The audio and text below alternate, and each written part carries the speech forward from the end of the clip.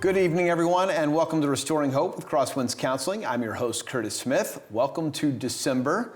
Thank you all so much for joining us tonight. And as always, a huge thanks to our community partners, Shepherd Community Center, Prime 47 Downtown, and Tesco. Without the support of these wonderful organizations, we would not be able to join you every Thursday night right here on WHMV TV 40. Well, as always, we have a really good show for you tonight, and a very special guest tonight. January Whitaker is the residential clinical supervisor at New Day Treatment Center. January, thank you for joining us. Thank you. Thanks for having me. I try to be a good interviewer, but I think I'm going to start with the question that probably everyone that you ever met has asked you about. Okay.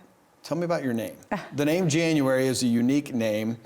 Is it as simple as that's when you were born? So, yes, I was born in January, and my family, they're all J names. Okay. So my mother, she liked the name January. And what has it been like for you in life to go through with such a unique name? My last name's Smith. I'm fascinated by unique names. Yeah. So has it been fun to be a January, or do you wish they had gone something like Jane or? So now that I'm older, I really enjoy having the name January. Yeah. But as a child and growing up, I did not like it so much, of course, in school. So in school, I actually went by Jan, but okay. I do not like to go by Jan now. No, I like you January. Don't like Jan, you like January. Yep. Mm-hmm. That's great. Well, it's a great name. Thank you. Let's talk about your life. You work for New Day Treatment Center, and you're in the residential setting. So you're over a property in southern Indiana. Tell me what happens there at your facility. So we are a 28 to 30-day treatment facility. It is a men's inpatient facility. We used evidence-based treatment with a biblical worldview to treat the clients. And we just have, an average day with about 5 of our groups, and it ranges from, more therapeutic groups to life skills groups, and we also use spiritually based groups as well. We look at addiction we like to look at it as, a psychological, physical, but also a spiritual issue. So, we try to focus on all 3 of those things. I think you're right to do that, right? That seems like the best way to help somebody holistically, bringing in the spiritual side, and having a biblical base is always a good idea. But I know that can be tricky to try to walk the line of being evidence-based, but to bring a perspective focus on God and His Word. How does that play out? How do you guys do that? And how does it go over with the folks that you're helping? So most people, most of our clients know when they come that it is a faith-based spiritual facility. So they are expecting it. Most of them, they're looking for it, right? Like in addiction, sometimes you try everything else, and you try everything before you try, God. And then that ends up being your last resort, but it's the resort. It's the one that works, right? So most people, they're hungry for that. They want that. They want to feel whole. They want to feel complete. So there's not much of an issue, personally there with the clients that come in. They embrace it. Yep, they love it. Yeah, we actually take them to church every Sunday, and then once a month they can go to church and get baptized. So, it's just amazing to see how much they grow from when they walk through the door till the time they leave. Tell me about that. You said 28, 30 days. How much transformation can happen in a month? It seems like a quick period from the outside looking in. I'm sure when you're living it day in, day out, that can be a long time. How much really can be accomplished in that period? Well, I always like to look at it as, you're kind of planting that seed in those 30 days. You're doing some deep emotional work, maybe if people have had traumatic experiences, and you're introducing them to the love of God, right? And you're just kind of giving them a new walk to follow after that 30 days they leave. And then you're just, hoping that from there they'll continue aftercare treatment, and it'll continue. And, the biggest thing for me personally is to inspire, motivate, and just kind of love them back to life, right? Give them hope that there's still good things in the world. And they can find that with healing, doing the healing through the psychological, physical, and spiritual healing.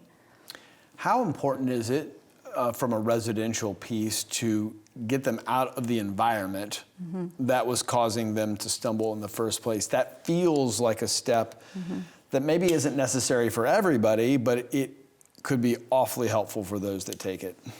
Yeah, it's critical to get somebody out of that environment, right? Like that is the most critical thing that you can do in the beginning, is take them from the environment they were in and put them in a safe environment. And then it's also critical, though, for them to make the choice when they leave our facility, where are they going to go? Are they going to do transitional living? Are they going to go back home? So I feel like once they leave, that is a very critical time for them. And what does that look like on the New Day side of things? How do you guys help them get infiltrated back into normal society and living and relationships and all of the stuff that they're going to have to start tackling once they leave the facility?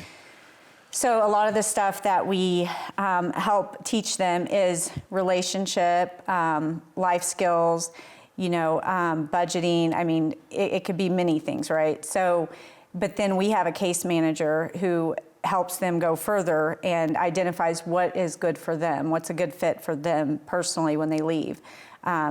Several different transitional living homes that we have that they could go to, that we can connect them to. But you want to find one that fits the individual, and where they're going to thrive the most.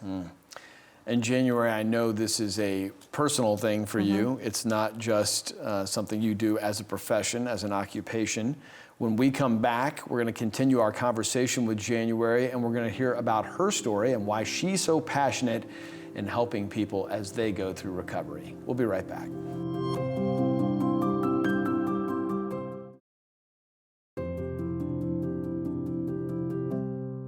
Welcome back to Restoring Hope. I'm your host, Curtis Smith. We're continuing our conversation with January Whitaker tonight. January, thanks for joining us. Thank you. You talked about New Day Treatment Center, what you guys are doing in the lives of people there in Southern Indiana, but let's talk about your life. Okay. The recovery process is meaningful and personal to you because it's one that you went through yourself. Yes. Tell me about your story. So, I was in active addiction for a little over 6 years in my life, and it took a hold of me pretty quickly. I had lost everything in my life, from my family, my home. I'd lost myself, and just kind of lost all hope and didn't know where else to turn. What actually was able to, do the initial impact on me to make me realize I needed to make a change was going to jail. That was just something that I couldn't understand why I would want to do that over and over again. And I knew that there had to be something better in life out there. And I've always, known about God, but I never lived my life, in that time or before. I never lived my life for God. I knew of Him. So, you probably hear it, right? Being in jail, people turn to God a lot. And that's actually what happened. And I had actually got inspired from people who were coming into the jail, who were in recovery themselves, and they were sharing their stories, and they were motivating and giving hope. And I just thought that was so awesome that I would love to be able to do something like that. So once I had got out of jail, I knew that I wanted to make a change. And at that point, I actually had decided to go back to school and, go in the field of addictions counseling and just work towards achieving something. And something I always found to be exciting for me was, something I'd never done for myself was to be able to make myself proud, to have that self-confidence and love myself. And so one thing that I teach people in recovery, as well as something that I had to learn, is, the most important way to overcome that addiction is to learn to love yourself again. And by taking the initiatives to go back to school and make these accomplishments, I was starting to see that I was capable of something more than what I was doing before. And now you've reached the point where you can help others. That's It's a pretty amazing turnaround from what must have felt like rock bottom to you. Yeah, it was rock bottom for me.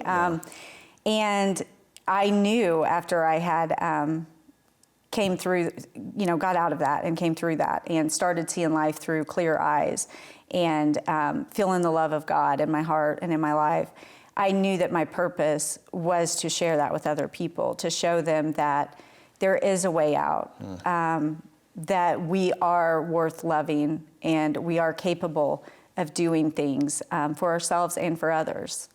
I would assume there's a level of credibility that comes with that too. When you're helping people get through their recovery process, to be able to say, hey, I actually know where you are. I know what you're going through. I've been there myself. Right. Is that a connection point that's hard to put words around? It's really beneficial to have that experience. There is credibility there. I think it gives them hope, right? Like it motivates them and inspires them. And I'll share a little bit of my story with people, especially the clients that come in. And I always keep a picture on my phone of me before, which... Really? Yeah, and that's really motivating because, it's easy to sit here and say, hey, I've lived in addiction, I know what it's like, but sometimes it's hard when people just look at you or talk to you now for them to grasp and understand that you were really there. And so I use that picture too to help, just show them that I have walked down that path. So you show the picture to other people. Yeah. How often do you look at it yourself? A lot. Every day? No, probably, when I'm showing it. So maybe, a couple times a month but enough, right? And that's the thing. I always want to remember where I came from and the life that I lived, because it's just so humbling to have the life that I have today and to be able to help others. You used the phrase earlier, active addiction, which implies that you recognize you're never really completely out of addiction. Well, I don't want to put words in your mouth. Tell me about that phrase, active addiction, versus where you are now. No, I believe that I'm healed. I believe that God has redeemed me and I'm made new. So I don't believe that I'm an addict anymore. I feel like that's who I used to be. I do know that we all have things that can trigger us, and we still have to be careful, and we still have to make smart choices and remember where we were so that we don't stumble and we don't fall. If you could go back in time and tell your old self, the woman in the picture, that you would be here today, that you'd be helping other people, what would she have said to you? Well, I'll actually tell you, I actually had somebody, a preacher years ago, tell me that if you knew what God had in store for you, you would never believe it. And I had no idea what he was talking about. But today I do know what he was talking about. And I would have never believed it. I would have never thought that I was capable of those things. And so it's really rewarding and satisfying. Yeah. He's talking about Ephesians 3:20, right? Yeah. We serve a God who can do things beyond our imagination. That's right. January, real quick, what would you say to somebody who maybe is watching tonight struggling with addiction, or they know somebody that is? What's that first baby step? What do they need to do? I would say the biggest thing is reach out to someone. You don't have to do it alone. There are people that you can reach out to. There's crisis lines. You can go to a meeting, find somebody who's been there, but just don't do it alone, because that's the hard and scary place to be. Yeah. January, thank you so much for being here and sharing your story, and thanks for investing back into the lives of so many. It's my pleasure. I love it. We'll be right back. Thank you.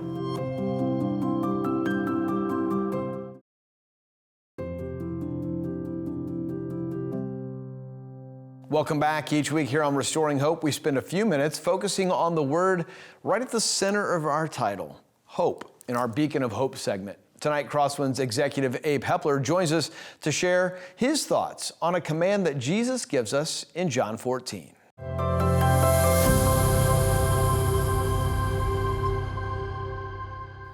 Hi, My name's Abe. I'm one of the executives with Crosswinds.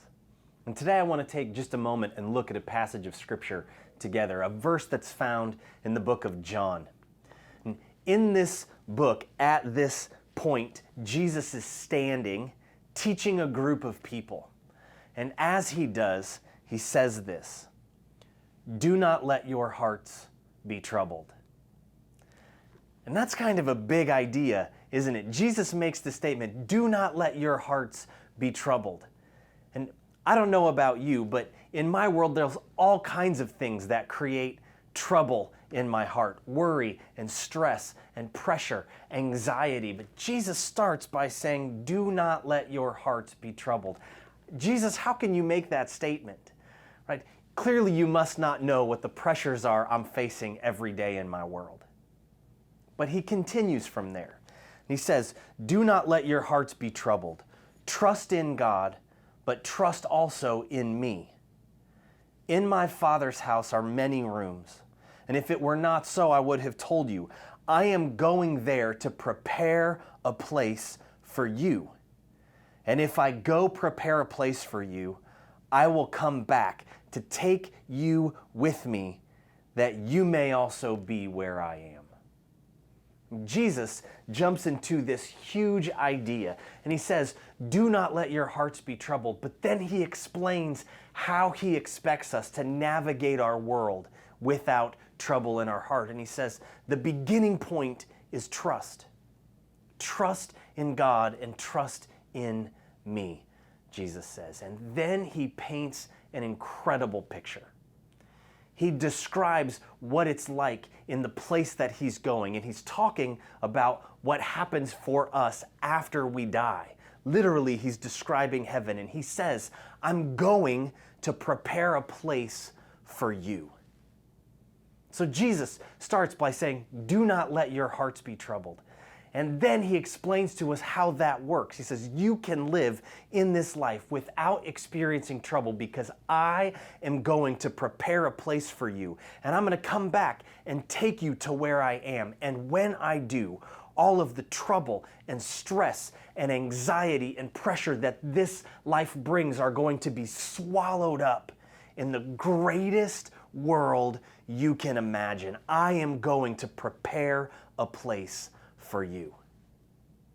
And when things in our world, in our lives, feel like they are covered in darkness, this truth has the power to stand as a light for us to look to and find hope.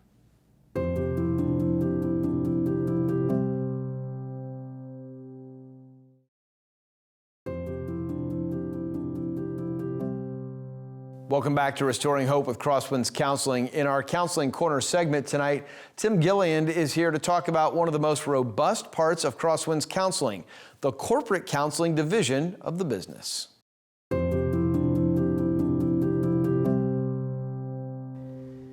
Hi, my name is Tim Gilliland. I am a therapist and clinical supervisor here at Crosswinds. Today I'd like to talk to you about an exciting partnership we offer the community.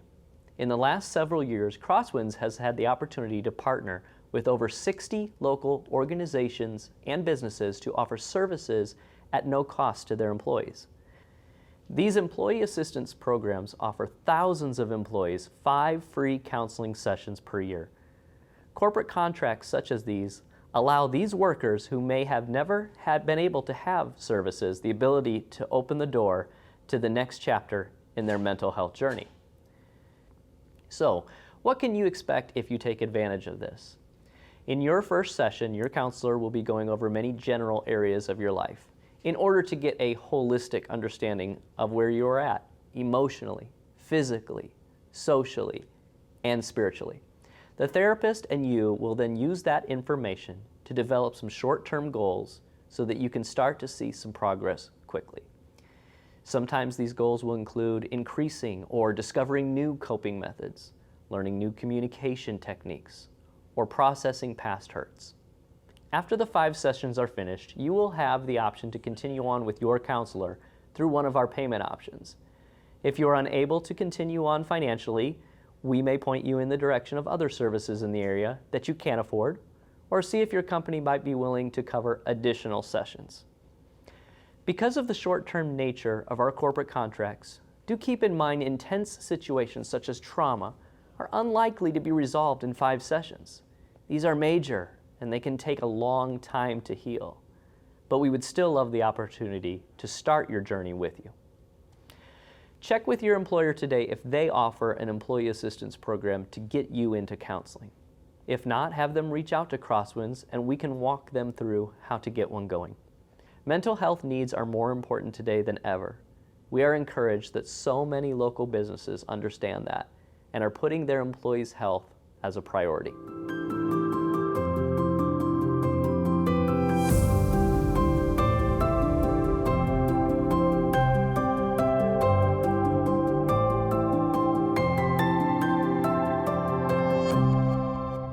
Thanks, Tim. It's great to have a better understanding of everything Crosswinds is doing in the corporate counseling space. If you would like to learn more about corporate counseling and how it could work with your organization to help your employees, connect with Crosswinds at crosswindscounseling.org. Maybe tonight you find yourself in a different boat. Perhaps you've heard about this organization tonight and you think you might be a good fit for Crosswinds. Well, good news, Crosswinds Counseling is hiring. We need great women and men to join the organization and help us provide the help that so many people need these days. If you're interested in pursuing a career at Crosswinds, please visit crosswindscounseling.org/careers. We have opportunities here in Indianapolis, in Fort Wayne, and now in Dayton, Ohio. Please check out crosswindscounseling.org/careers to see all of the job openings. Well, as we wrap up tonight, thanks to all of you for joining us. It's always great to have you with us. Also, a big thanks again to our sponsors, Prime 47 Downtown, Tesco, and Shepherd Community Center. And of course, thanks to our friends here at WHMB TV 40 who make it possible for us to be here each and every Thursday night. We will see you back here next Thursday night at 9:30. Until then, stay safe and be blessed.